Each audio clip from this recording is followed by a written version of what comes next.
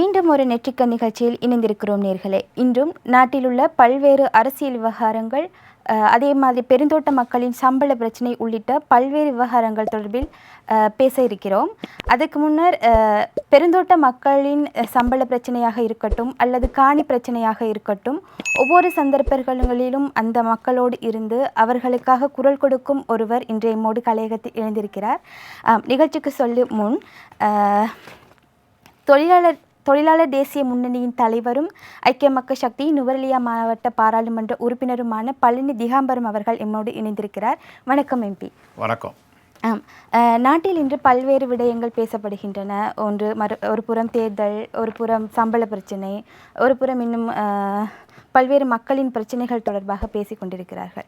அப்படி இருக்கையில் ஆரம்பத்திலேயே இந்த பெருந்தோட்ட மக்களின் சம்பள பிரச்சனை சம்பந்தமாக நான் பேசலாம் என்று கருதுகிறேன். அதாவது பெருந்தோட்ட தொழிலாளர்களுக்கான அடிப்படை சம்பளத்தை 1700 ரூபாக அதிகரிக்கப் போவதாக மே 1 ஜனாதிபதி அறிவிக்கிறார். அதனைத் தொடர்ந்து வர்த்தமானியும் வெளியிடப்படுகிறது. அதன் பிறகு அதற்கு முதலாளிமார் சம்மேளனம் எதிர்ப்பு தெரிவிக்கிறாங்க. அதாவது 1700 ரூபாய் சம்பள அதிகரிப்பை மேற்கொள்ள முடியாது, அது ஒரு நியாயமற்ற அதிகரிப்பு அப்படின்னு. அதுக்கு பிறகு 1200 ரூபாய் கொடுக்கறதுக்கு முதலாளிமார் சம்மேளனம் இணக்கம் தெரிவிச்சிருக்கிறதா மனுஷ நாணயக்கார் அறிவிக்கிறார். அமைச்சர் மனுஷ நாணயக்கார் அறிவிக்கிறார். இப்படியான பல்வேறு ஒவ்வொரு சந்தர்ப்பங்களாக இறுதியாக 15 இறுதி முடிவை அறிவிப்பதாக அறிவித்திருந்தார்கள். அதுவும் இது எந்த முடிவும் இல்லை. என்ன நடக்கிறது உண்மையில் இந்த சம்பள பிரச்சனையில்? ஏன் இத்தனை இழுபறி இந்த பிரச்சனையில்? முதலாவதாக நெற்றிக்கண் நிகழ்ச்சிக்கு என்னை அழைத்ததுக்கு உங்களை வெப்சைட்டுக்கும் நான் நன்றி தெரிவித்துக் கொள்கிறேன். இந்த சம்பள பிரச்சனை இன்றைக்கி நேற்று பிரச்சனை இல்லை. கம்பெனிகள், அரசாங்கம் கம்பெனிகள் பாரம் கொடுத்துலாந்து இது பிரச்சனை இருக்குது. ஒவ்வொரு பயணமும் கூட்டு ஒப்பந்தம் செய்யக்கில் கிட்டத்தட்ட 100 ரூபா 50 ரூபா அப்படி தான் சம்பளத்தை கூட்டி அடிச்சுக்கிட்டு வந்தாங்க. போன பேரை 600 ரூபா 800 நினைக்கிறேன், அதுலேருந்து 1000 ரூபா அதிகரித்தாங்க. அதுவும் இழுபறியாக இருந்து 2 வருஷம் வழக்கு போட்டு இப்படிலாம் சென்று தான் சம்பளம் அதிகரிக்கப்பட்டுச்சு. அதே மாதிரி இப்போ இந்த பேனை அரசாங்கமும் இலங்கை தொழிலாளர் கோரிக்கையாக இருந்துச்சு. இந்த மக்கள் தோட்ட தொழிலாளர் கேட்குற எதிர்கட்சிக்காரன் சொல்ல 1700 சொல்லி அவங்களுடைய கோரிக்கை 1700 சொல்லி பேச்சுவார்த்தையில் ஈடுபட்டு 3-4 சுற்று பேச்சுவார்த்தையும் போயிட்டு தோல்வி அடைஞ்சிச்சு. திடீர்னு அரசாங்கம் ஜனாதிபதியெல்லாம் கதைச்சி கேச்சு உடனடியாக தலவாக்கியில் நடந்த மேதின கூட்டத்தில் 1700 ரூபா சம்பளத்தோட தொழில் சம்பளம் அறிவித்தாங்க. அடிப்படை சம்பளம் 1350 ரூபா, வரவுக்கு ஏற்ற வீதம் 350 ரூபா, அப்போ 1700 ரூபா ஆரம்பித்து உடனடியாக மக்கள் டான்ஸ்லாம் பண்ணி ஆட்டம் போட்டு அடுத்த நாள் இலங்கை தொழில் காங்கிரஸுடைய ஆதரவாளர்கள் அந்த அப்பாவி தொழிலாளிக்கு பால் சூறா சமைச்சு கொடுத்து கொண்டாடினாங்க. அடுத்த நாள் 12 மணி அளவில் கம்பெனிக்காரர்கள் இதுக்கு எதிராக அறிவித்தாங்க, எங்களுக்கு கொடுக்க முடியாதுன்னு சொல்லி அப்போ நல்லாவே தெரியும் இந்த அரசாங்கத்துக்கு. அரசாங்கம் கெசட் பண்ணி கம்பெனிக்காரர்களுடைய இணக்கம் இல்லாமல் கெசட் பண்ணால் கம்பெனிக்காரர்கள் வழக்கு போவாங்கன்னு தெரியும். அப்போ போன பேர் 1000 ரூபா கூட்டியே வழக்கு போயிட்டு பெரிய 2 வருஷம் கண்டு தான் அது இன்னும் வழக்கில் இருக்குது. ஆனால் 2 இப்போ கொடுக்குறாங்க 1000 ரூபா இன்னும் 2 வருஷம் கழித்து வழக்கு போயிட்டு 1500 ரூபா கொடுத்து வேலையில் அப்போ இது என்னென்னு கேட்டால் இந்த நாட்டுடைய ஜனாதிபதி இன்றைக்கி அடுத்த தேர்தல் வருது. நான் என்னுடைய அரசியல் அறிவில் நான் பார்க்குறேன், அடுத்த தேர்தல் பார்க்குறாரு. இப்போ இவருக்கு மக்கள் செல்வாக்கு இல்லை. அது மலைய மக்களாலும் சரி, வடகிழக்கு சிங்கள மக்கள் மக்கள் செல்வாக்கு இல்லை. அப்போ இப்படியான முறையில் இலங்கை தொழிலாளர் காங்கிரஸோடு சேர்ந்து 1500 ரூபா சொன்னால் முழு மலைய மக்கள் வாக்குகளில் போட்டுருவான்னு சொல்லி அப்படி ஒரு நாள் மக்கள் வாக்குகளில் போட மாட்டாங்க. இப்போ என்னன்னு கேட்டால், இப்போ நாங்கள் அந்த பேச்சுவார்த்தைக்கு போனால் கூட எங்களுக்கு கூட 1500 ரூபா எடுத்து கொடுக்க முடியாது. நாங்கள் உண்மையை தான் பேசணும். நாங்கள் என்ன வேணும்னா எதிர்கட்சியாக இருந்து வீரம் பேசிட்டு போய் வேலையில் இப்போ இதனால தான் நாங்கள் சொல்கிறோம், இந்த முறையே மாற்றணும். இப்போ இந்த சம்பள பிரச்சனை தொடர்ந்து இப்படி தான் இருக்கும். யார் போனாலும் கிடைக்காது, நான் போனாலும் கிடைக்காது, மனோகணேசன் போனாலும் கிடைக்காது, ராதாகிருஷ்ணன் போனாலும் கிடைக்காது, ஜீவன்தன் போனாலும் கிடைக்காது. இப்படி தான் கம்பெனிக்காரர்கள் லாபத்தை மட்டும் தான் பார்க்குறாங்க. அப்போ இறுதியில் என்ன தீர்வு? இல்லை, நான் தான் லாபத்தை நான் சொல்கிறேங்க, லாபத்தை தான் பார்க்குறாங்க. அப்போ இன்றைக்கி ஒரு காலத்தில் ஜனவசம் இருக்கைகளை பார்த்திங்கன்னு சொன்னால் அரசாங்கம் ஜனவசமாக தான் அந்த நிர்வாகம் செய்யக்கில் அவங்களுக்கான வெல்ஃபேர், தோட்டங்களை துப்பராக்கிறது சரி, அதுக்கு உரம் போடுறது, மருந்து அடிக்கிறது, மற்றது ஆக்களோட வெல்ஃபேர் இதுக்கு வேலை செய்கிறது, லயத்துக்கு தகரம் மாற்றுறது எல்லாமே அந்த நிர்வாகம் தான் செஞ்சு, அரசாங்கம் ஒன்றும் செய்கிறதில்ல. ஆனால் இப்போ அப்படி இல்லை. இந்த மக்களுக்கு எல்லா வேலையும் அரசாங்கம் தான் செய்யுது. தோட்டத்தில் தகரம் மாற்றுறதா இருக்கட்டும், ரோட்டு போடுறதா இருக்கட்டும், ஸ்கூல் கட்டுறதா இருக்கட்டும், எல்லா அரசாங்கம் தான் செய்யுது. மலையத்தில் பெரிய வேலை நடந்திருக்கு, யாரும் சொல்ல முடியாது வந்து ஒன்றுமே நடக்கலைன்னு சொல்லி வந்து அது முட்டாள்தனமான பேச்சாருக்கு வந்து மலைய அரசியல்வாதிகளை ஏமாத்துட்டாங்கன்னு சொல்லி ஒவ்வொரு காலகட்டத்திலையும் வேலைகள் நடந்திருக்கு வந்து. இப்போ நாங்கள் என்ன சொல்கிறோன்னு கேட்டால், இந்த முறையை வச்சுக்கிட்டு யார் பண்ணாலும் இந்த பேச்சுவார்த்தை சரி வராது. கம்பெனிக்காரர்கள் டிமாண்ட் தான் பண்ணுவாங்க, அவங்களுக்கு ஆதாயத்தை மட்டும் தான் பார்ப்பாங்க. அதனால தான் நாங்கள் என்ன சொல்கிறோன்னு கேட்டால், இந்த தோட்டங்களை இந்த தோட்ட தொழிலுக்கு பிரித்து கொடுக்கணும். இது கொடுக்கலாம், பெரிய விஷயம் இல்லை. நாங்கள் சொல்லலை தோட்ட தொழிலாளர்களுக்கு 5 ஏக்கர் 10 ஏக்கர்னால் சொந்தமாக கொடுக்க சொல்லி. இந்த நாட்டில் சொந்தமாக கொடுக்க மாட்டாங்க. 7 பேச்சு நிலமே நமக்கு கொடுக்காத அரசாங்கங்கள் வந்து ஏக்கரங்களை கொடுக்காது. ஆனால் இந்த கம்பெனிக்கு லீஸ் கொடுத்துருக்காங்க தானே, அதே மாதிரி வந்து இந்த தோட்ட தொழிலாளிக்கு 2 ஏக்கர் 3 ஏக்கர் 4 ஏக்கர் பிரித்து கொடுத்தா, வெளியாள் கொடுக்காம தோட்ட தொழிலாளிக்கு கொடுத்தா அவங்க அந்த தோட்டத்தை நல்லா பராமரிப்பாங்க, துப்புரவு பண்ணுவாங்க, உரம் போட்டு கொள்வாங்க, மருந்து அடிப்பாங்க. அப்போ இன்றைக்கி ஒரு போர்ட்லிப்பில் ஒரு கிலோ தேயிலை இன்றைக்கி நிலைமைக்கு 170 ரூபாய்க்கு 170 180 ரூபா போகுது. இப்போ கிட்டத்தட்ட முதலாம் கிட்டத்தட்ட ஒரு 6 மாதத்துக்கு முதல்ல 225 போணுச்சு. இப்போ இந்த மக்கள்கிட்ட அட்லீஸ்ட் வந்து 125 130 ரூபா வாங்கினா கூட இந்த மக்களுக்கு வந்து ஒரு நாளைக்கு 30 கிலோ எடுக்கலாம். இன்றைக்கி கொழுந்து இருக்க காலத்தில் 30-40 கிலோ எடுக்கிறாங்க. ஆக குறைஞ்சது கொழுந்துனால 15 கிலோ எடுக்கிறாங்க வந்து கொழுந்துலா காலத்தில் வந்து. அப்போ 10 கிலோ எடுத்தாவே 1500 கிடைக்கும். அப்போ 20 கிலோ எடுத்தால் வந்து 2000 மேலே கிடைக்கும். 30 கிலோ எடுத்து 3000 மேலே கிடைக்கும். இப்போ இந்த முறை செஞ்சால் தான் இந்த பெருந்தோட்டத்தை காப்பாற்றலாம். இல்லாட்டி போனால் பெருந்தோட்டம் அழிஞ்சு போயிடும். ஏன்னா பெருந்தோட்டத்தில் வேலை செய்ய ஆள் இருக்காது. இப்போயே ஒரு தோட்டத்தில் வந்து 150 300 400 பேர் இருந்தவங்க இன்றைக்கி 50 பேர் 60 பேர் தான் வேலை செய்கிறாங்க. எல்லாம் கொழும்புகளுக்கு தான் வந்துட்டாங்க வந்து. ஏன்னா அங்கே சம்பளம் போதாது, அங்கே வேலை சரி வராது. இங்கே ஒரு நாளைக்கு ஒரு பில்டிங் கான்ட்ராக்ட்லேயே வேலை செஞ்சால் எவ்வளோ வேலை செஞ்சால் கூட 2500 3000 கிடைக்குது. அப்போ அவங்களுக்கு அங்கே கிடைக்கிற சம்பளத்தை இது கூட கிடைக்குது. அப்போ அதனால தான் நாங்கள் சஜித் பிரேமதாச அவர்களுடைய கட்சியில் இருந்து அவர் பாராளுமன்றத்திலையும் காய்க்கிறாரு, அதுக்கு வெளியே வந்து காய்க்கிறாரு. அவர் வந்தால் சிறு தோட்ட உரிமையாக ஆக்குவேன்னு சொல்லி வந்து. அப்போ இதை செஞ்சால் மட்டும்தான் இந்த மக்களுக்கு நிரந்தர தீர்வு கிடைக்கும். இப்போ நம்ம வேணும்னா வெளியே இருந்து நான் இப்போ நான் நிகழ்ச்சிக்கு வந்துட்டேன், இலங்கை தொழிலாளர் காங்கிரஸ் அடியானு அடிச்சுட்டு போகலாம், காட்டி கொடுத்துட்டாங்க அப்படி கொடுத்துட்டாங்கன்னு சொல்லி. எல்லா தொழிற்சங்கத்துக்கும் வந்து ஒரு இது ஒன்று இருக்கும், இந்த மக்களுக்கு வாங்கி கொடுக்கணுன்னு இருக்கும் தானே. நாங்கள் நியாயமாக தானே பேசணும் வந்து. அதனால் வந்து எல்லாத்துக்கும் இருக்கும். ஆனால் அங்கே கம்பெனிக்காரன் கொடுக்குறமே வந்து இவன் கொடுக்க மாட்டான். இது 99 வருஷத்துக்கோ 75 வருஷத்துக்கு லீஸு கொடுத்துருக்காங்க வந்து. அப்போ இது பாராளுமன்றத்தில் போட்டு இந்த லீஸை இல்லாமல் ஆக்கலாம் வந்து, அது பிரச்சனை இல்லை வந்து. ஆனால் இப்போயே அவுட் க்ரோ பண்ணல செய்கிறாங்க. ஒரு தோட்டத்துலையும் 3 ஏக்கர் 2 ஏக்கர் பிரித்து கொடுத்து அந்த மக்கள் தோட்டத்தை துப்பராக்கி நல்லா குழந்தை வரைக்கிற பிடிங்கிறாங்க கம்பெனி. நாங்கள் என்ன சொல்கிறோம், அந்த அவுட் க்ரோ மோட இருந்தாலும் பரவாயில்ல போகலாம். ஆனால் அரசாங்கம் தலையிட்டு அதுக்கு பாராளுமன்றத்தின் மூலமாக ஒரு இதை கொண்டு வந்து ஒரு பிரச்சனை கொண்டு வந்து கொடுக்கணும். அப்போ அந்த மக்களுக்கு அட்லீஸ்ட் வந்து ஒரு புடியாக இருக்க ஒரு 30 வருஷம் 35 வருஷம் கொடுத்தா கூட இது இருக்கணும். அப்போ அந்த தோட்டத்தில் அவங்களோட பிள்ளைகளே வேலை செய்யும். இப்போ யாரும் வேலை செய்ய மாட்டாங்கன்னு சொன்னால் இதே யாரோட தோட்டம். அப்போ அதான் நான் சொல்கிறேன், அவங்க அதை பிரித்து கொடுத்துட்டா அவங்களே துறையாக இருப்பாங்க, அவங்களே கணக்கு பிள்ளையாக இருப்பாங்க, அவங்களே கங்காணியாக இருப்பாங்க, எல்லாம் செஞ்சுக்கிடுவாங்க. அப்போ அவங்களுக்கு வருமானம் கூட வரைக்கில் வந்து அவங்க ரொம்ப உணர்ப்பாக வேலை செய்வாங்க. இதை நோக்கி தான் நாங்கள் போடுறோம். அடுத்த ஜனாதிபதி தேர்தலில் அதை தான் நாங்கள் கோரிக்கை வைக்க போகிறோம். இப்போயே அவர் வந்து சஜித் பிரேமதாஸ் எங்களுக்கு வாக்குறுதி கொடுத்துருக்காரு, அது உங்களுக்கும் தெரியும், எல்லா மேடையிலும் சொல்கிறாரு. அவர் வந்தால் செஞ்சு கொடுப்போம். அந்த மக்களுக்கு நியாயமான சம்பளத்தை பெற்றுக் கொடுக்குறது அதுதான் ஒரே வழி வந்து. ஆனால் இதில் இருக்கிற பிரச்சனை என்னன்னு சொன்னால், இது மக்கள் மீதான குற்றச்சாட்டு இல்லை, இது அதாவது கம்பெனிகள் தெரிவிக்கிற ஒரு நிலைப்பாடு தான். அப்படி மக்களுக்கு இதை குத்தகைக்கு வந்து தோட்டங்களை பிரித்து கொடுக்கறதாக இருந்தால், இப்போ சம்பளம் கொடுத்து ஒரு நிர்வாகத்தை கொண்டு நடத்தும் போதே அவர்களால் பணிபுரிய முடியவில்லை என்றால் தனியாக கொடுத்தா எப்படி செய்வார்கள் அப்படி என்பது தான் இந்த தோட்ட தொழிலாளர்களின் கேள்வி. இதுக்கு ஏதாவது ஒரு முகாமைத்துவ கட்டமைப்போ ஏதோ அவசியமாக இருக்கும். இல்லை இப்போ நான் என்ன சொல்கிறேன், அவங்க என்ன சொல்கிறாங்கன்னா இவங்க இப்போயே இவங்க வேலை செய்ய மாட்டுறாங்க, பிரித்து கொடுத்தா வேலை செய்ய போகிறாங்க. இப்போ சம்பளம் குறைவு, அவங்க வேலை செய்யலை. அதில் வருமானம் கூட 3000 ஒரு நாளைக்கு வருமானம் வந்து ஏன் வேலை செய்ய மாட்டாங்க, ஏன் குடும்பம் வர போகிறாங்க. இங்கே வந்து வேலை செய்கிற ஒரு நாளைக்கு 3000 வருமானம் வரதா இருந்தால் அங்கேயே வேலை செய்வாங்கள வந்து. அதே மாதிரி நீங்கள் கூறினீர்கள், சஜித் பிரேமதாஸ் அவர்கள் கூறுகிறார், அதாவது தான் ஆட்சிக்கு வந்ததுக்கு பிறகு குத்தகைக்கு நான் இதை பெற்றுக் கொடுப்பேன் அப்படின்னு. இவ்வளவு காலமும் இருக்கிறார்கள், ஆட்சிக்கு வர வேண்டும் என்ற ஒரு ஆயுதம் தேவையில்லையே. ஏனென்றால் அவர் ஒரு எதிர்க்கட்சி தலைவர், அதை உங்களை போன்ற பெருந்தோட்ட கட்சிகளின் அரசியல் கட்சிகளின் பெரும் ஆதரவு அவருக்கு இருக்கிறது. அவர் நினைத்தால் இதை அரசாங்கத்துடன் கலந்துரையாடி இப்போதே செய்திருக்கலாமே, ஏன் அதை செய்ய முடியாமல் இருக்கிறார்? ஒன்று மட்டும் நினச்சிக்கொள்ளுங்க, அரசாங்கத்தில் ஆட்சி அதிகாரம் வேறு, எதிர்கட்சி வேறு. எதிர்கட்சியிலேருந்து குறைகளை சுட்டி காட்ட முடியும், அந்த ஆட்சி அதிகாரத்தை போய் பங்கு போட முடியாது. பங்கு போட விரும்ப மாட்டாங்க அரசாங்கங்கள் வந்து. ஆக ஆட்சி அதிகாரத்தில் இருந்தால் தான் செய்யலாம். ஆனால் ஜனாதிபதி அழைப்பு விடுக்கிறாரு, உங்களின் யோசனைகளை முன்வையுங்கள், செய்ய நான் தயார் அப்படிங்கிறார் ஒவ்வொரு மேடையும். இப்போ ஜனாதிபதி அழைப்பி விடுவார். உங்களுக்கு உதாரணத்துக்கு சொல்கிறேன், நல்லாட்சி அரசாங்கத்தில் நான் அமைச்சராக இருந்தேன். அப்போ சம்பள பிரச்சனை இப்படி போயிட்டு கள்ளத்தனமாக கூட்டப்பதான் செஞ்சுட்டாங்க. எங்களுக்கு தெரியாமல் டெம்பரரிஸ்லேயே வந்து செஞ்சுட்டாங்க. அப்போ நான் போயிட்டு குழம்பி அட்லீஸ்ட் வந்து இந்த மக்களுக்கு ஏதாவது ஒரு நிவாரணம் கொடுக்குன்னு சொல்லி 6 மாதத்துக்கு 50 ரூபா ஒரு நாளைக்கு ஒரு ஆளுக்கு 50 ரூபா கூட்டணும்னு சொல்லி ஒத்துக்கிட்டார்.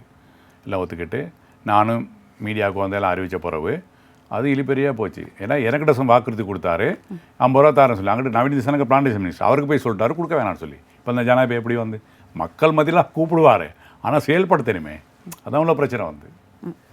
இந்த அரசாங்கம், அதாவது இந்த தற்போது இருக்கும் ஸ்ரீலங்கா பொதுஜன பெரமுன தலைமையிலான இந்த அரசாங்கம் ஆட்சிக்கு வந்து ஒரு கட்டத்தின் பின்னர் கூட்டு ஒப்பந்தத்தை நிராகரிக்கிறது. அதாவது அந்த அரசாங்கம் கூட்டு ஒப்பந்தத்தை நிராகரிக்கிறது. காரணம் என்னவென்றால் இந்த கூட்டு ஒப்பந்தத்தால் மக்களுக்கு எந்த பயனும் இல்லை என்பது தான் அவர்கள் நிலைப்பாடு. ஒருவேளை தற்போது கூட்டு ஒப்பந்தம் நடைமுறையில் இருந்திருந்தால் இந்த சம்பள பிரச்சனைக்கு உடனடி தீர்வு கிடைத்திருக்குமா? இல்லை, கூட்டு ஒப்பந்தம் அரசாங்கம் நிராகரிக்கலை, தொழிற்சங்கங்கள் போன பேர் நிராகரித்தாங்க. ஆனால் இப்போ அந்த கூட்டு ஒப்பந்தம் செய்கிற தொழிற்சங்கங்கள்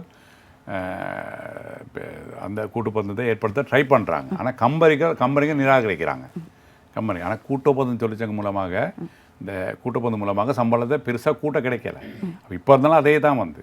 அதனால தான் உங்களுக்கு நான் சொல்கிறேன், இந்த முறையை மாற்றி இந்த மக்களுக்கான காணிகளை பெற்றுக் கொடுத்து அவங்களே நிர்வாகிக்க சொன்னால் வந்து அவங்களுக்கு வருமானத்தை கூட்டலாம். வேறு வழியே இல்லை. நீங்கள் யார் வந்தாலும் கேளுங்க, வேறு வழி சொன்னால் சொல்லுங்கள், அதை நாங்கள் ஏற்பாடு பண்ணுறோம். ஒரே வழி தான் வந்து. இந்த சம்பள பிரச்சனையில் வந்து தேசிய தொழிலாளர் சங்கத்தின் வகிப்பாகம் என்ன? உங்கள் சங்கம் வந்து சம்பள பேச்சுவார்த்தைக்கு போகிறதா, இல்லை வெளியிலிருந்து அழுத்தம் கொடுக்குது? இப்போ எங்கள் சங்கம் வந்து சம்பள பிரச்சனை போகாது. 60 விதமான தொழிற்சங்கம் உள்ளவங்க தான் போகணும். எங்களுக்கு 60 விதமான தொழிற்சங்கம் இல்லை.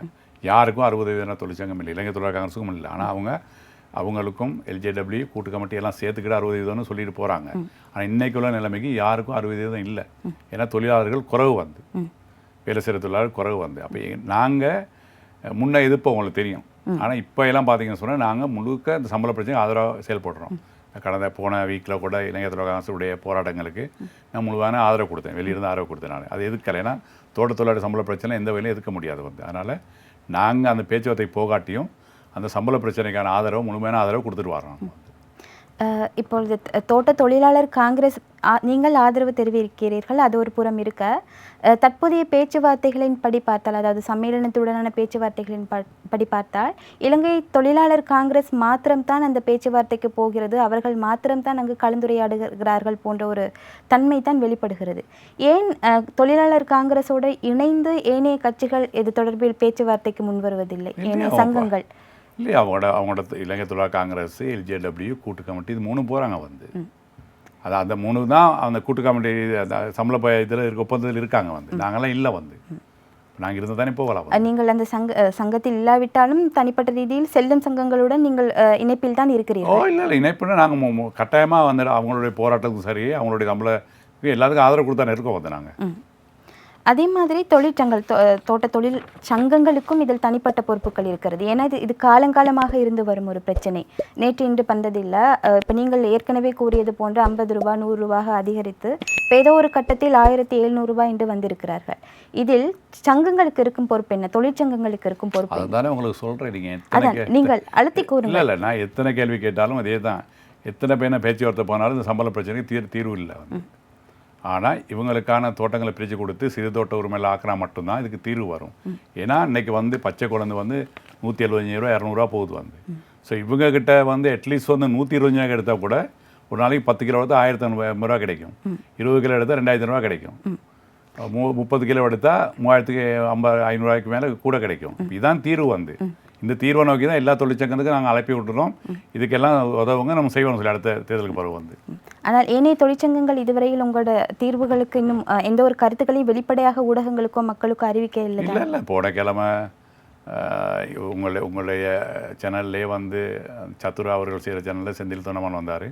அவர் இதை ஏற்றுக்கிட்டார் வந்து. இதுக்கு இப்படியே போனால் சரி வராது, இதுக்கு நிரந்தர தீர்வு ஒன்று தேவை. அப்போ இவங்களுக்கு வந்து இந்த தோட்டங்களை பிரித்து கொடுத்து அவங்களே நிர்வாகிக்க சொல்லணும் சொல்லி அவரே ஏற்றுக்கிட்டார். அப்போ இளைஞர் தொழிலாளர் காங்கிரஸ் வந்து மலை மக்கள் முன்னிலிருந்து ஜனநாயக மக்கள் முன் எல்லாமே இதை ஏற்றுக்கொள்கிறாங்க. இதுதான் செய்யணும்னு சொல்லி வந்து இன்றைக்கு அவங்களுக்கும் தெரியும். இது பேச்சுவார்த்தை போயிட்டு இப்படி தான் நடக்கும்னு சொல்லி வந்து. ஆகவே இந்த பேச்சுவார்த்தைக்கு அப்பால் நாங்கள் வெகு விரைவில் வந்து தோட்ட தொழிலாளர்களுக்கே நிலங்களை குத்தகைக்கு வழங்க வேண்டும், அதுதான் சகல சங்கங்களிலும் நிலைப்பாடு. கட்டாயம் அதான் அதை தான் செய்யணும், அதை தவிர வேறு வழியே இல்லை வந்தீங்க. அதே மாதிரி அண்மையில் வந்து நீங்கள் பாராளுமன்றத்தில் தொழில் மற்றும் வெளிநாட்டு வேலைவாய்ப்பு தொடர்பான அமைச்சுசார் ஆலோசனை குழுவின் உறுப்பினராக நியமிக்கப்பட்டிருந்தீர்கள். அந்த குழுவின் கடமை என்ன, பொறுப்பு என்ன? அந்த உண்மையில் அதுக்கு நான் போகலை வந்து நான் அதுக்கு மேலே போகலை வந்து நான் வந்து எதுக்கு காரணம் என்ன, ஏன் அதை நிராகரித்தீர்கள்? எனக்கு கொஞ்சம் வேறு வேலை இருந்தனால நான் போகலை வந்து. இல்லைப்பா அதெல்லாம் வந்து ஒரு பேருக்கு அது பேரளவில் தான் இருக்கும் வந்து. இப்போ எதிர்கட்சியில் தான் நம்ம ஆலோசனை சொன்னால் கூட அதெல்லாம் எடுத்துக்கொள்ள மாட்டாங்க, அவங்க குறிப்பிட்ட பேர் இருப்பாங்க, அதை தான் செய்வாங்க வந்து.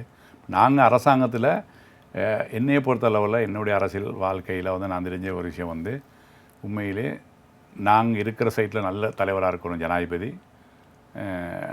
அந்த நேர்மையான ஒரு ஆளுக்கிட்ட அவங்கள்ட்ட இருந்து நம்ம வேலை செய்ய முடியுமா இருந்தால் ஒரு கேபினட் மினிஸ்டர் எடுத்து அந்த கேபினட் மினிஸ்டர் மூலமாக தாங்க நம்ம வந்து நிறைய வேலை செய்யலாம். அங்கே தான் தீர்மானம் எடுக்கிறது. ஸோ நான் இப்போ பாராளுமன்றத்தில் பேசுவோம், நல்ல விஷயம் பேசணும், எல்லாம் செய்யணும். ஆனால் அதை விட எங்களுடைய மக்களுக்கு ஏதாவது பெற்றுக் கொடுக்குறதா கேபினெட்டில் இருக்கணும் வந்து. அந்த கேபினெட் தீர்மானம் தான் அதை செயல்படுத்தும் வந்து. ஆனால் ஏனைய பாராளுமன்ற உறுப்பினர்களை பார்த்தால் அநேகமாக மனோ கணேசன் எம்பி அவர்களும் கூட இந்த அமைச்சர் ஆலோசனை குழு உறுப்பினராக இருக்கிறார். அவரும் ஆரோக்கியமான சில கருத்துக்களை அந்த குழுவில் முன்வைக்கிறார். உதாரணத்துக்கு நான் சொல்கிறேன், இலங்கையில் பார்த்துருப்பீங்க, மலை மக்கள் வந்து 200 வருஷம். 200 வருஷத்தில் இந்த மக்களுக்கு வந்து நிறைய ஓரளவு 4.5 வருஷம் வேலை செஞ்சது நல்லாட்சி அரசாங்கத்தில். அந்த நல்லாட்சி அரசாங்கத்தில் நான் அமைச்சர் இருக்க காலத்தில் தான் அந்த அமைச்சு அறவையில் எல்லா கேபினட் பேப்பரும் போட்டு 7 பேச்சு நல்லது மொதல் வாங்கி கொடுத்தவங்களுக்கு தெரியும். அதுக்கான உரிமையை வாங்கி கொடுத்தேன். இப்போ கொடுக்க போகிறாங்க அடுத்த கிழமை. அதே தான் நாங்கள் கொடுத்துருக்கோம், வேற ஒன்றும் கொடுக்கல. ஆனால் இப்போ அவங்க கொடுத்தோன்னு தான் கேட்கணும். இப்போ அவங்க இலங்கை தொழில் காங்கிரஸ் தொடர்ந்து சொல்லிட்டு இருந்தாங்க, நாங்கள் போமீட் கொடுத்த உடனே இதையும் அதையும் இப்போ வச்சு தான் பேசணும் அவங்களுக்கு வந்து. அப்போ நாங்கள் கொடுத்தது தான் கொடுக்க போகிறாங்க. இன்னொன்று, நம்ம மக்களுக்குன்னு சொல்லி அதிகார சபை இல்லை, அந்த அதிகார சபையை பாராளுமன்றத்தில் பாஸ் பண்ண போட்டு அதுக்கு பிறகு வந்து பிரதேச சபைகள் வந்து உங்களுக்கு தெரியும், நுவரெலியா மாவட்டத்தில் 5 லட்சத்துக்கு மேலே ஒரு இருக்கிறாங்க மக்கள். அதுக்கு 2 பிரதேச சபை தான் இருந்துச்சு வந்து. ஆனால் நாங்கள் வந்த பிறகு தான் அந்த பிரதேச சபையும் சட்டமாக்கி இன்றைக்கி 6 பேர் இருக்கோம். அப்போ அந்த மாதிரி நாங்கள் நிறைய வேலை செஞ்சுருக்கோம். அப்போ அது வேலை செய்யற மாதிரி தான் கேபினெட்டில் இருக்கணும். சும்மா பேசலாம், வெளியே இருந்து பேசலாம், பாராளுமன்றத்தில் பேசலாம், அறிக்கை விடலாம், எல்லாம் செய்யலாம். ஆனால் அங்கே எங்களுக்கான முழு அதிகாரமும் இருக்குது வந்து கேபினெட்டில் வந்து அமைச்சரவையில். அது இருந்தால் தான் செய்யலாம் வந்து. அதாவது எனக்கு அமைச்சு பதவி கிடைத்தால்தான் பிரச்சனைகளுக்கு தீர்வு காண முடியும். கட்டாயம். அதான் நான் சொல்கிறேன், நான் தான் உங்களுக்கு சொல்கிறேன், அதை நான் செயல்படுத்திருக்கேன். இது மக்களுக்கும் தெரியும். இப்போ நாங்கள் என்னத்தான் இருந்தாலும் எம்பியாக இருந்தால் என்ன செய்ய முடியும் சொல்லுங்கள், பாராளுமன்றத்தில் பேச முடியும். வேறு என்ன செய்ய முடியும் சொல்லுங்கள் வந்து. ஒரு அமைச்சரை போயிட்டு ஒரு ரோட்டை கொடு, எங்களுக்கு காண போக்க கொடுன்னு தான் பேசலாம் வந்து. ஆனால் நமக்குன்னு ஒரு அமைச்சர் இருந்தால் அது நிறைய வேலை செய்யலாம். அமைச்சின் அதிகாரம் அதான். இன்றைக்கி நாட்டை நிர்வாகிக்கிற யார்? ஜனாதிபதியும் பிரதமரும் அமைச்சரவையும் தான் நிர்வாகிக்குது வந்து. அவங்க தான் தீர்மானம் எடுக்கிறாங்க. அது நீங்கள் நல்லா தெரிஞ்சுக்கொள்ளணும். நீங்கள் வந்து அதாவது நான் அதை எதன் அடிப்படையில் பார்த்தேன் என்றால், பழனி திகாம்பரம் என்பவர், அவருக்கென ஒரு தனி ஆளுமை இருக்கிறது. அந்த ஆளுமையை வெளிப்படுத்துவதற்கு இந்த பாராளுமன்ற குழு ஒரு உத்தேசமாக இருந்திருக்கும். இல்லை, நான் என்ன சொல்கிறேன், அதானே சொல்கிறேன் நானே. பாராளுமன்ற குழு எல்லா குழுலேயும் இருக்கலாம், அங்கே வைக்கலாம், எல்லாம் செய்யலாம். என்னத்தை செஞ்சாலும் நம்ம மக்களுக்கு இல்லை எந்த இது அதிகாரமும் இருக்கிறது இதில் தான் அதிகாரம் இருக்குது. இதில் அமைச்சரவையில் தான் அதிகாரம் இருக்குது. அமைச்சரவை அந்தஸ்துள்ள அமைச்சு எடுத்தால் தான் அதிகாரம் இருக்குது, இல்லாட்டி செய்யவே இல்லை. அது வந்து பேரளவில் பேசலாம். அதான் சொல்கிறேன், பாராளுமன்றத்தில் பாருங்கள், இப்போ எல்லாம் வீரம் பேசுகிறாங்க. அது காத்தோடு போயிடும். 1-2 விஷயந்தான் அதை கேட்டு ஜனாதிபதி செய்வார். ஆனால் அமைச்சரவையில் உள்ளவங்க அப்படி இல்லை வந்து, முழுக்க செய்வாங்க வந்து. இது ஒரு உங்கள் தொடர்பான முகப்புத்தக பதிவொன்றுக்கு ஒரு சமூக ஆர்வலர் அதாவது ஒரு இட்ட பதிவு. அவர் பதிவில் அதாவது கமெண்டில் அவர் கூறுகிறார், தோட்ட தொழிலாளருக்கு சம்பள பிரச்சனை, படித்த பட்டதாரிகளுக்கு வேலை இல்லை, இதுக்கெல்லாம் எப்படி முடிவு? தேர்தல் வரும்போது தான் அரசியல்வாதிகள் மக்களின் பல பிரச்சனைகளை முடிக்க முயற்சி செய்கிறார்கள்.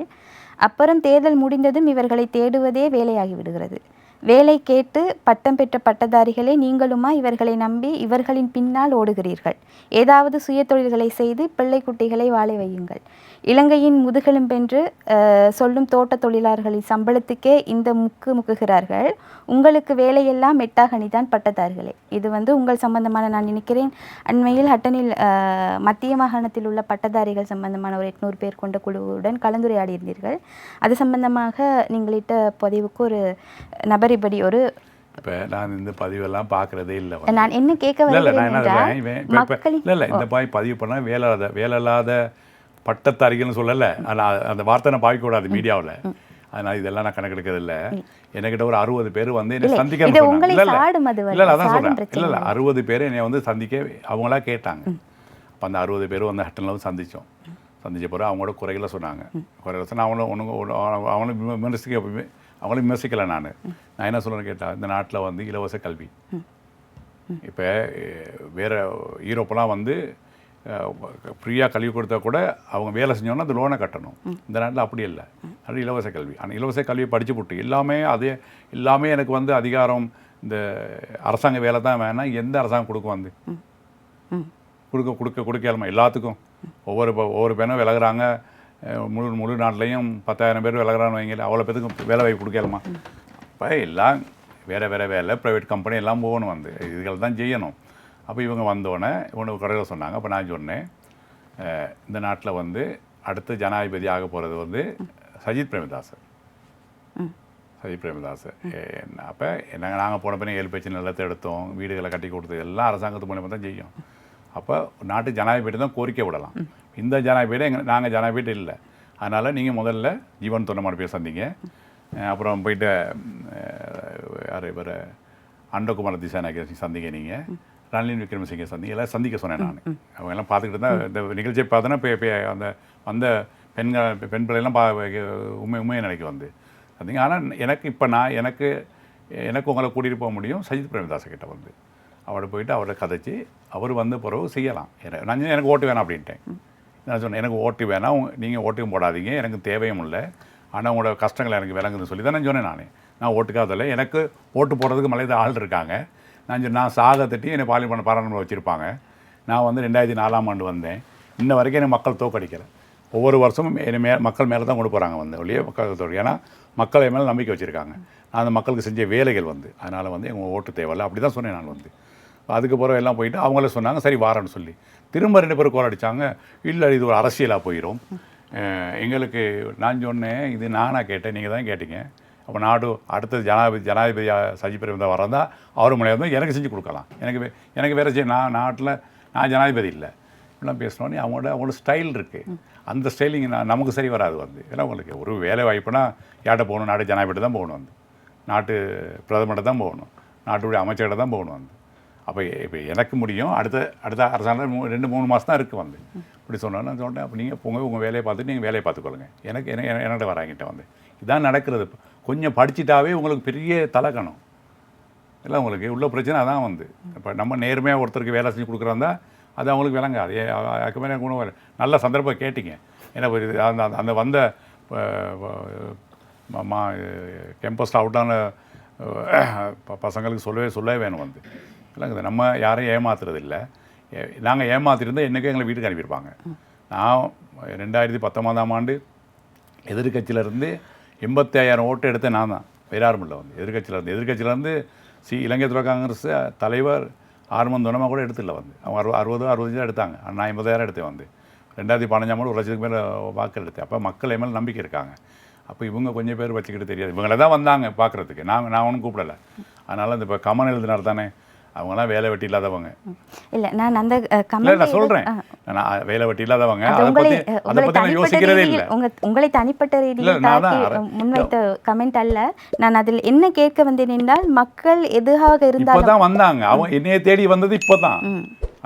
அந்த கேம்பஸில் அவுட் ஆனவங்களாம் அவங்கள தான் கால் பண்ணி என்னை சந்திக்கணும்னு சொன்னாங்களே, நான் உங்களை கூப்பிடல வந்து. இல்லை உங்களை அதை தனிப்பட்டு என் கேள்வி அதை நான் வாசித்தேன். நீங்கள் இதை ஒரு அடுத்த கேள்விக்கு வருமுன்னுக்கு நீங்கள் உங்களின் நிலைப்பாடை முன்வைக்கவும் நான் அமைதியாக இருந்தேன். என்னவென்றால் நான் கேட்க வருவது, அரசியல்வாதிகள் என்ன ஒரு நல்ல காரியம் செய்தாலும் மக்களின் நிலைப்பாடு இப்படித்தான் இருக்கிறது. தேர்தல் வந்தால் மாத்திரம்தான் மக்களை நாடுகிறார்கள். நான் உங்களை சாடவில்லை, பொதுவாக பேசுகிறேன். மக்களை நாடுகிறார்கள், இல்லாவிட்டால் கவனம் இல்லாமல் இருக்கிறார்கள். அதுதான் அவங்களோட நிலைப்பாடு. இந்த மாதிரி தான் ஒவ்வொருத்தர். இதுக்கு காரணம் என்ன? அரசியல்வாதிகள் மீது உள்ள குறைபாடா இல்லது அவர்கள் செய்யும் விடயங்கள் மக்களுக்கு சரியாக சென்று சேர்வது? இல்லை இப்போ முன்னையெல்லாம் சோசியல் மீடியா இல்லை, யாரும் இப்படி எழுத முடியாது. இப்போ நான் அந்த வார்த்தை சொல்லக்கூடாது. இப்போ தான் கண்டவங்க எல்லாம் எழுதுகிறாங்க. ஏன் விளங்குது அவங்களுக்கு? கண்டவங்க யாரையும் பற்றி எழுதலாம் வந்து, என்னோட ஒய்ஃபை பற்றி எழுதலாம், என்னோட பிள்ளைகளை பற்றி எழுதலாம், இந்த மாதிரி மோசமாக எழுதுவாங்க அந்த மாதிரிலாம் வந்து. ஆனால் இதெல்லாம் பற்றி நம்ம யோசிக்கிறது இல்லை வந்து. அரசியல்வாதி மேலே குறையில் என்ன குறையில்? அரசியல்வாதி என்ன செய்யலைன்னு சொல்லுங்கள். மலையத்தில் அரசியல்வாதி என்ன செய்யலை? எங்கே பார்த்தாலும் நீங்கள் பார்த்தீங்கன்னா காப்பர் ரோட்லாம் போட்டு கொடுத்துருக்கோம். என் காலத்தில் தான் ப்ரீ ஸ்கூல் கட்டி கொடுத்துருக்கனால 70 லட்சம் ரூபா ஒரு பில்டிங் வந்து பாருங்கள் எல்லா இடத்துலையும். அதான் இப்படி தான் முழுக்க செய்ய முடியலை. இப்போ 200 வருஷம் பிரச்சனை எங்களுக்கு வந்து முழுக்க செய்ய ஒரே 5 வருஷம் செய்ய முடியுமா? இப்போ எங்களுக்கு டைம் வேணும். எனக்கு தான் இவங்களுக்கு எதை செஞ்சாலும் குறைகள் சொல்ல ஈஸி, செய்கிறதான் கஷ்டம் வந்து. இப்போ நான் இப்போ நல்ல அனுபவத்தில் பட்டிருக்கேன். இப்போ நான் முன்னே இலங்கை தலைவர் காங்கிரஸை என்ன அடிப்பேன் வந்தாலும் அவங்கள கண்டவங்களை. ஏன்னா இப்போ அரசாங்கத்தில் யார் இருந்தாலும் கஷ்டம். நமக்கு அள்ளி கொடுக்க மாட்டாங்க. எந்த ஜனாதிபதியும் எந்த தலைவரும் நம்ம மக்களை அள்ளி கொடுக்க மாட்டாங்க. போராடி தான் வாங்கணும் வந்து. அப்போ இதை புரிஞ்சு கொள்ளாதவங்கக்கிட்ட ஃபேஸ்புக்கில் இப்போ இவங்க எழுதுறதுனால எங்கள் மக்கள் எங்களோட இல்லாமல் இல்லையே. இன்றைக்கி மேதினது பார்த்திங்கன்னா பெரிய க்ரௌடு வந்துச்சு, பெரிய க்ரௌடு வந்துச்சு. அப்போ எங்களுக்கு வாக்களிக்கிறாங்க, ஒரு பேரும் வாக்களிக்கிறாங்க. ஏன்னா சாதாரண தோட்டத்தில் வேலை செய்கிற தொழிலாளி மட்டும் எங்களை வாக்களிக்கிறாங்க. 70-80 பேர் வாக்களிக்கிறாங்க, படித்தவங்களும் சேர்ந்தால் வாக்களிக்கிறாங்க. அப்போ அவங்களுக்கு தெரியும் முன்னையோட இப்போ வேகமாக உலகம் மாறிக்கிட்டு வருது. அதே மாதிரி நம்ம மக்களையும் வேகமாக மாற வைக்கணும் இல்லை உங்களுக்கு. அப்போ அதுக்கு போன உதாரணம் வந்து 2015 19 நாங்கள் செஞ்ச வேலைகள் வந்து அது யாரும் இல்லைன்னு சொல்ல முடியாது வந்து. ஆம் நேயர்களே, சிறு இடைவெளியின் பிறகு மீண்டும் நிறைய விடயங்கள் சிறப்பாக பேசலாம்.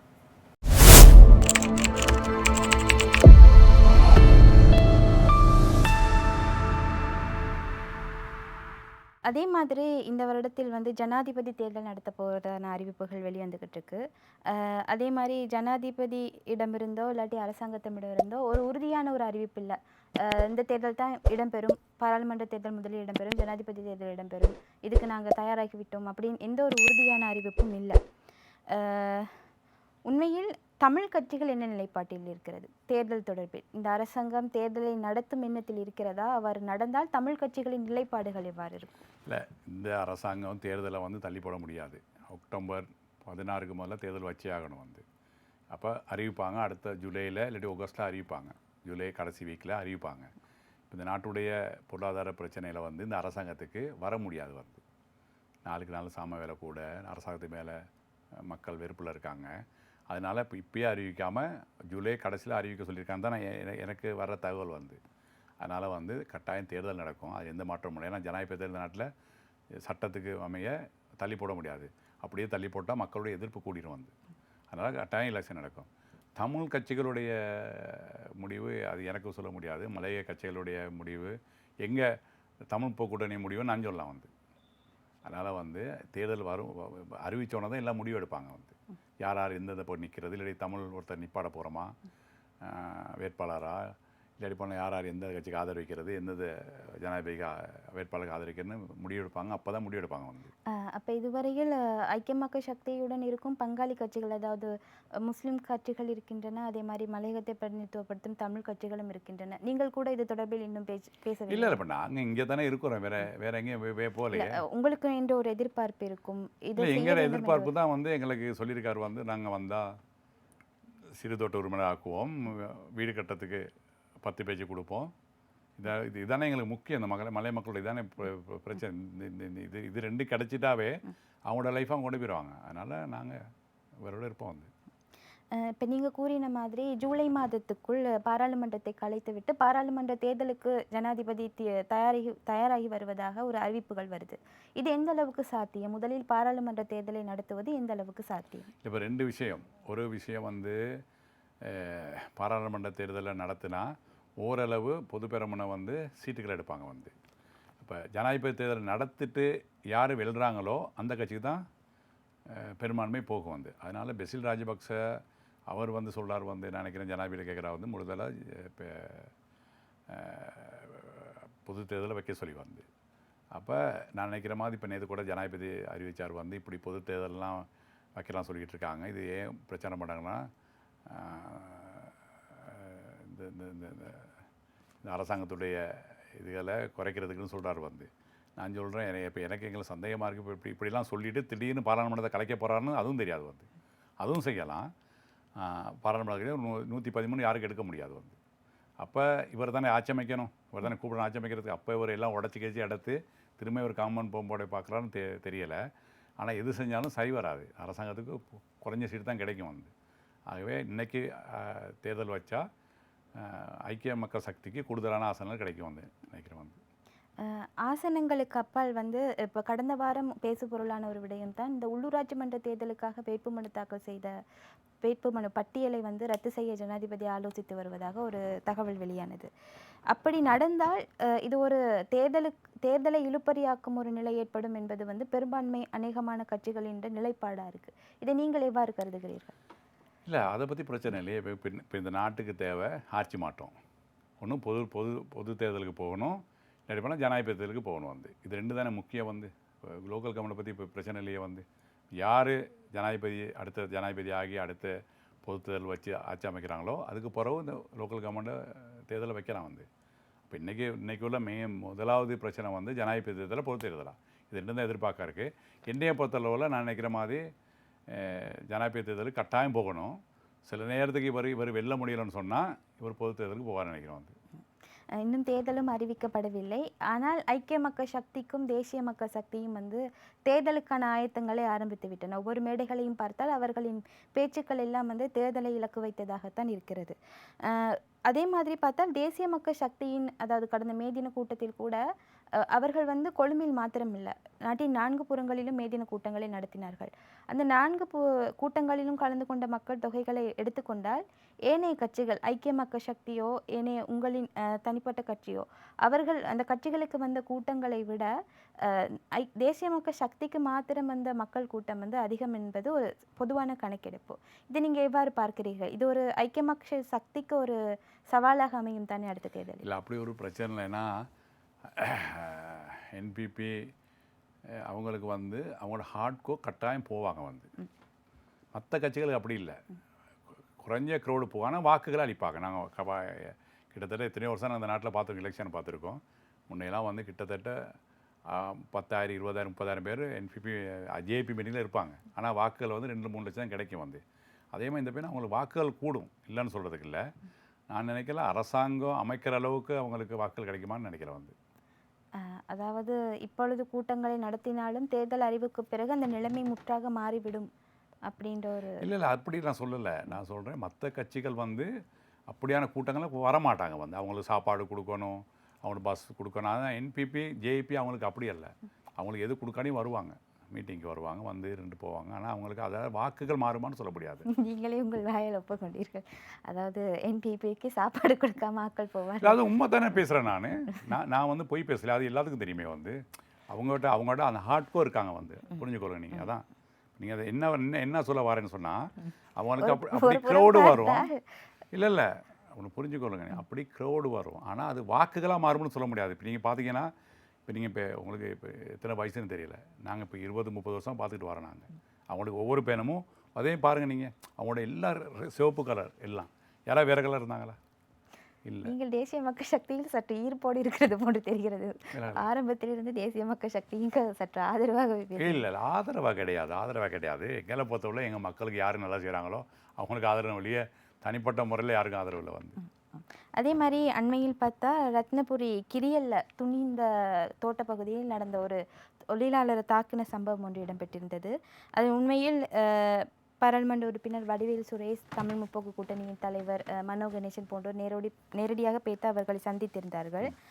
ஆனாலும் அந்த சந்திப்பின் போது பதிவான வீடியோ காட்சிகளை பார்க்கும்போது அங்கிருந்த மக்கள் கூறிய ஒரு விடயம்தான், எங்களை வெளியில் போட்டு விடுவார்கள். அந்த பாதிக்கப்பட்ட குடும்பம் கூறுகிறது, எங்களை வெளியில் போட்டு விடுவார்கள், இந்த பிரச்சனை பெரிதுபடுத்தினால் எங்களை இருக்க விட மாட்டார்கள் அந்த தோட்டத்தில் அப்படிங்கிறது தான் அவர்கள் அந்த கூறின கருத்து. இது அந்த தோட்டத்தில் மட்டுமல்ல, ஒவ்வொரு தோட்டமும் அந்த தோட்ட அதிகாரிகளுக்கு பயந்த ஒரு சுபாவம் பெருந்தோட்ட மக்கள் மத்தியில் இருக்கிறது. இந்த நிலைமை எவ்வளவு காலத்துக்கு நீடிக்கும்? இனிமேலும் இவர்கள் இப்படியே இருக்க போகிறார்களா? இதுக்கு தீர்வு என்ன?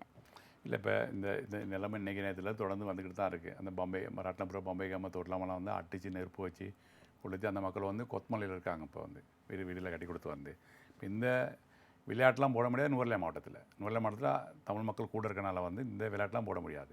இது வந்து தொடர்ந்து ரத்னபுர தெனியாய இந்த மாதிரி இதெல்லாம் நடக்குது. எட்டியாந்தோட்ட மாதிரி நடக்குது. உங்களுக்கு நான் சொல்கிறேன் என்னன்னு கேட்டால், இதில் ஆட்சியில் நான் உங்களுக்கு இதான் திரும்ப திரும்ப சொல்கிறேன், ஆட்சி அதிகாரத்தில் உள்ளவங்க இதை பார்க்கணும். வந்து இப்போ நான் 2018ஆம் ஆண்டு நான் அமைச்சராக இருக்கும் பொழுது தெர்னியாவில் 100 தோட்டம் அங்கே இதே மாதிரி தான் தோட்டத்தோரை வந்து தோட்டத்தில் கொண்டு பங்களால் போய் அடிக்கிறது, அடித்து திரும்ப அவனே போலீஸில் போய் சொல்லி ரிமாண்ட் பண்ணுறது தொடர்ந்து செஞ்சுட்டு இருந்தாங்க. வந்து அப்போ இப்படி செஞ்சதுல ஒரு நாள் வந்து மக்கள் வந்தாங்க என்னை சந்திக்கிறதுக்கு. சந்திச்சு சொன்னால் இப்படி பிரச்சனை சொன்னோன்னா நான் அது பெருசுப்படுத்தாமல் கொஞ்ச நேரம் இருந்தேன். வெளியே போயிட்டு ஒரு 2 பேரும் அழுதாங்க. என்ன சத்தம் பாட்ட திரும்ப உள்ளே கூப்பிட்டேன். என்ன திரும்ப கூப்பிட்டு வச்சவன சொன்னோன்னு திரும்ப துறைக்கு நான் கால் பண்ணேன். அவன் உடனே கட் பண்ணிட்டான். திரும்ப என்ன செஞ்சேன், திரும்ப இன்னொரு என் ஃப்ரெண்ட் பக்கத்தில் இருந்து அவட ஃபோன் எடுத்தோன்னே ஆன்சர் பண்ணோன்னா வந்து அவனுக்கு நான் கேட்டோன்னே நான் ஊத்தப்பேச்சியில் பேசி அவனுக்கு ஃபோனை வச்சுட்டு உடனடியாக இப்போல ஜனாதிபதி இருக்கார், அப்போ பிரதமர் இருந்தார், அவரை போய் சந்தித்தேன். அப்பயே நான் சந்தித்து அவருக்கு சொன்னேன், நீங்கள் ஐஜி எனக்கு சொல்லுங்கள் நான் வரேன்னு சொல்லி. உடனே ஐஜிக்கு நான் போய் சந்தித்தேன். உடனடியாக ஐஜி வந்து உடனடியாக சொல்லி உடனே போலீஸ் ஸ்டேஷன் அவனை அரெஸ்ட் பண்ண வச்சு ரிமாண்ட் பண்ண வச்சோம். அந்த தோட்டத்துலேருந்து விரட்டணும். நம்ம இப்போ புதிய துறையை கொண்டு வந்தோம். இப்போ இந்த மக்கள் நிம்மதியாக விளையாடுறாங்க. நீ போய் நீங்கள் அடுத்ததில் போய் அந்த மக்கள் வேணால் வாய்ஸ் கட் எடுத்து உங்களோட இந்த நீங்கள் வெப்சைட்டில் போடலாம். வந்து அப்போ இதே மாதிரி ஆட்சியில் அரசாங்கத்தில் உள்ள ஜீவன் தொண்டமா அவர்களும் சரி வடிவலும் செஞ்சுருக்கணும். வந்து மக்கள் மத்தியில் போயிட்டு கூச்சல் போட்டு அதை போட்டு இதை போட்டு செஞ்சு சரி வராது. இது வந்து மீடியா இது வந்து மக்களை கவர்ற விஷயம். வந்து அப்போ அதான் அன்றைக்கி நான் ஒரு அறிக்கை கொடுத்தேன். நீங்கள் அதை பார்த்தீங்கன்னா அதில் வந்து அறிக்கை வந்துச்சு. இதை தான் செஞ்சுருக்கணும், இதான் செய்யணும். இதை விட்டு அதனால ஆட்சி அதிகார அமைச்சராக இருக்கிறோம், நம்ம ஜனாதிபதி ஆலோசகராக இருக்கிறோம். எதுக்கு இருக்கிறோம் வந்து இல்லாட்டி தான் நம்ம எதிர்கட்சியில் இப்போ எதிர்கட்சியில் வந்து இந்த மாதிரி பேசலாம், இந்த மாதிரி பிக்கெட்டிங் செய்யலாம், எல்லாம் செய்யலாம். பேச்சுக்களிலும் சில அழுத்தங்கள் இருக்கின்றன, செய்ய முடியாது என்று இல்லை நான் உங்களுக்கு சொல்கிறேன். அதான் நிறைய பேருக்கு அது விளங்கலை. பேச்சுக்களை நான் வேணால் வீரம் பேசலாம், மக்களை கவர்றதுக்கு வீரம் பேசலாம். அங்கே செயல்படுத்துகிற அரசாங்கம், அதான் நான் சொல்கிறேன் உங்களுக்கு. இதை புரியாட்டி எனக்கு கூட செய்ய முடியாது. செயல்படுத்துகிற அரசாங்கம். அதே மாதிரி வந்து பெருந்தோட்ட மக்களுக்கான காணி உரிமை வந்து நல்லாட்சி அரசாங்கத்தில் அது ஒரு பெரிய பிரச்சாரமாக கொண்டு போயிட்டு ஒரு கட்டத்துக்கு உங்களின் தலைமையில் கொண்டு வந்தீர்கள். ஆனால் அந்த காணி உரிமை விவகாரம் சற்று கிடப்பில் கிடக்கிறது என்று தான் நான் நினைக்கிறேன். கிடப்பில் கிடக்கிறது. இந்த நிலையில் வந்து இந்திய வீடமைப்பு திட்டம் என்று சொல்லி இந்த அரசாங்கம் புதிய ஒரு திட்டத்தை ஆரம்பித்து வீடுகளை பிரித்து கொடுக்கறதுக்கான நடவடிக்கைகளில் முன்னெடுத்து இருந்தது. ஆனால் அந்த வேலை திட்டம் வெற்றி இலக்கை நோக்கி வெற்றிகரமாக சென்று கொண்டு இருக்கிறதா என்பது சற்று சந்தேகம்தான். என்ன நிலைப்பாட்டில் இருக்கிறது அந்த வேலை? இல்லை, இப்போ இந்தியா வீடு திட்டம் 2010ஆம் ஆண்டு அறிவித்தாங்க, மலையத்துக்கு 4000 வீடுன்னு சொல்லி. ஆனால் அந்த 4000 வீடு இப்போ 2010ஆம் ஆண்டு 15 மட்டும் செய்யலை. நான் வந்த பிறகு தான் அந்த இந்தியா தூர கதைச்சி என்னுடைய அமைச்சு மூலமாக தான் வெற்றிகரமாக 4000 வீடு கட்டணும். அதில் 1400 வீடுகளை கையளிச்சிருக்கோம் நாங்கள் இந்தியா தூதரோடு போயிட்டு. மிச்ச வீடுகள் வந்து கையளிக்க போகலை. எனக்கு தண்ணியும் கரண்ட் எடுத்து கொடுக்க முடியாது, ரோட்டும் போட கொடுக்கல. ஆனால் அரசாங்கம் என் அரசாங்கம் எல்லாம் போச்சு. இப்போ திரும்ப வந்து அரசாங்கம் தான் செய்யணும், அவங்க செஞ்சாங்க, திரும்ப எல்லாம் கையளிச்சு முடிச்சாச்சு.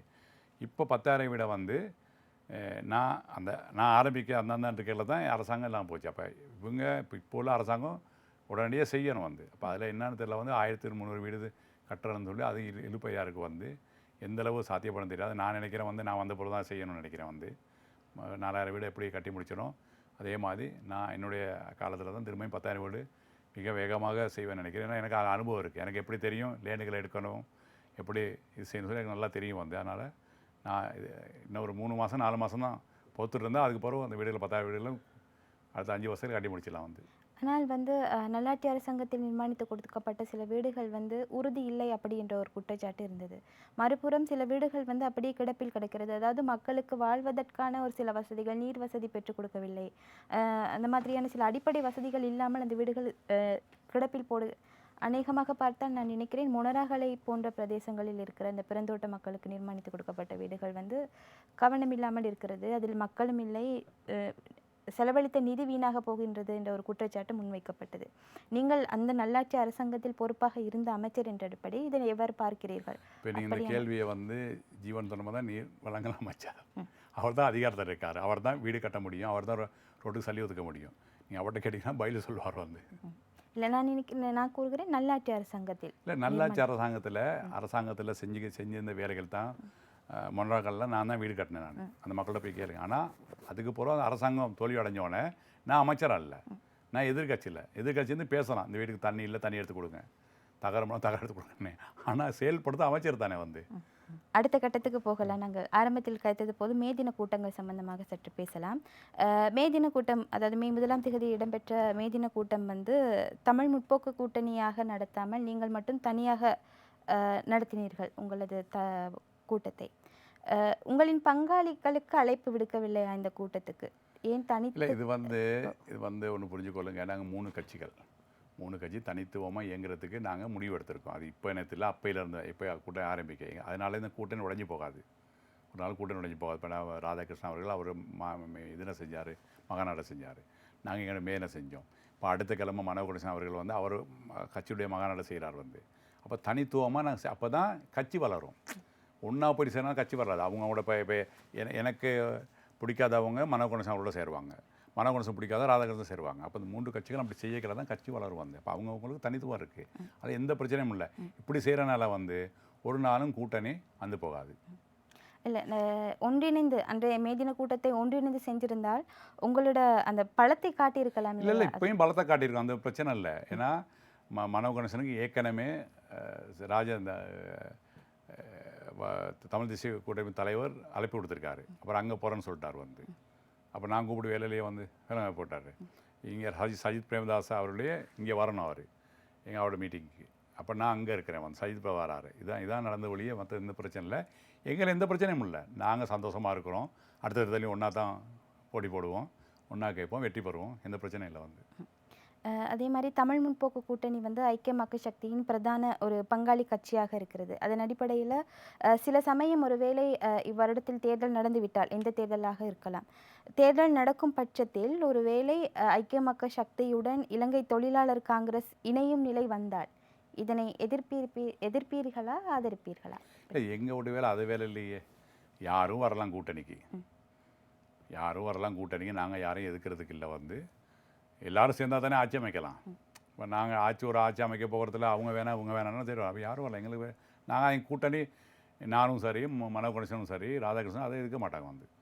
அதாவது எந்த ஒரு ஆட்சி பணியும் இல்லை, சகல கட்சிகளோடும் இணைந்து பிரச்சனை இல்லை. நாங்கள் அவங்களோட சேரலையே. அவங்க வருவாங்க ஐக்கிய மக்கள் சக்திக்கு வந்து, நாங்கள் போய் சொல்லலாம் ஐக்கிய மக்கள் சக்தியில் நீங்கள் எடுக்காங்கன்னு சொல்லி, எங்கள் வேலையிலே அது வந்து.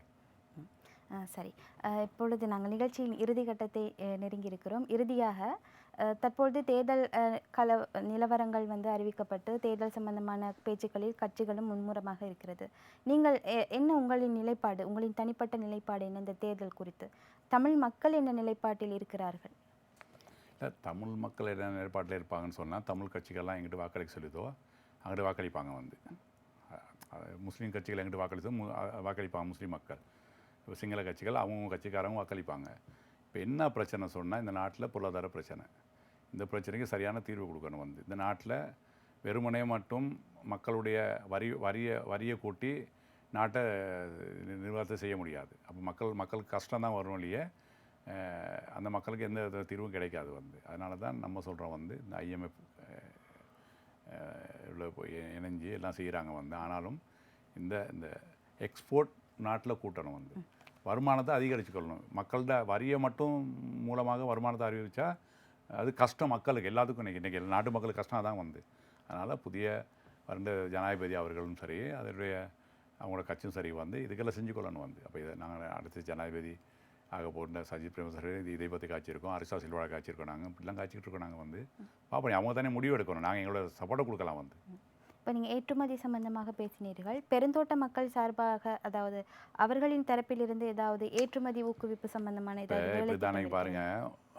இந்தியா இன்றைக்கி தேயிலை ஏற்றுமதியில் எந்தளவு இருக்குது, எவ்வளோ வருமானம். சைனா அப்படி இன்றைக்கி நம்மளோட கூடுது கென்யா வந்து. இந்த நாட்டில் என்னென்னு கேட்டால், முன்னே எனக்கு தெரியும், நான் அங்கேருந்து வந்தாலே அந்த தேயிலை தோட்டத்தில் வளர்ந்தாலே, இப்போ அந்த முன்னையெல்லாம் வந்து பழைய தேயிலைகளை பிடிங்கி புது தேயிலை ரீஃப்ரான் பண்ணுவாங்க. இப்போ அப்படிலாம் கிடையாது. இந்த கம்பெனி கொடுத்தவன வந்து கம்பெனி ஆதாயத்தை மட்டும் தான் பார்க்கணும். அதனால தான் நாங்கள் சொல்கிறோம் இதுக்கெல்லாம் வந்து ரீஸ்ட்ரக்சர் பண்ணணும் வந்து. அப்போ தான் எக்ஸ்போர்ட் கூட்டலாம் வந்து. இன்றைக்கி பாருங்கள் 70% தோட்டங்கள் வந்து கம்பெனிக்கு தான் இருக்குது. 30% தோட்டத்து வந்து சிறு தோட்ட இருக்குது. அப்போ அவங்க 30% தோட்டத்தில் வச்சுருக்கவங்க 70% எக்ஸ்போர்ட் பண்ணுறாங்க. 70% வச்சுருக்கவங்க 30% தான் பண்ணுறாங்க. இங்கே என்ன சொன்னால் இங்கே சரியான பராமரிக்கிறது இல்லை. அதான் பெரிய பிரச்சனை வந்து. இவங்களுக்கு தேவை ஒன்றும் செலவழிக்காமல் கொழுந்து எடுத்து தேயிலை அரைச்சி விற்று ஆதாயத்தை மட்டும் தேடிக்கொள்ளணும். தொழிலாளி கொஞ்சம் இருக்கணும். இப்போ இதுக்கெல்லாம் மறுசீரமாக அமைக்கணும். இதில் தான் சொல்கிறோம் நம்ம அடுத்த அரசாங்கத்தில் சொல்லி தான் செய்யணும். ஏன்னா இந்த கம்பெனிகள் குத்தகை கொடுத்தனால வந்து அவங்களுக்கு யாரும் பேச முடியாது. கூட பேசினா வழக்கு போடணும்னு சொல்லுவாங்க.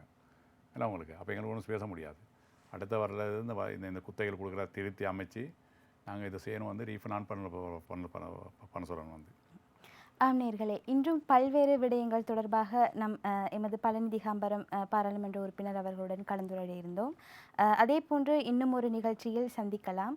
அதே போன்று இன்று எமக்காக நேரத்தை ஒதுக்கி எமது கலையகத்துக்கு வந்து எம்முடன் கலந்துரையாடிய பழனி திகாம்பரம் எம்பி அவர்களுக்கு நன்றி. மீண்டும் ஒரு நிகழ்ச்சியை சந்திக்கலாம்.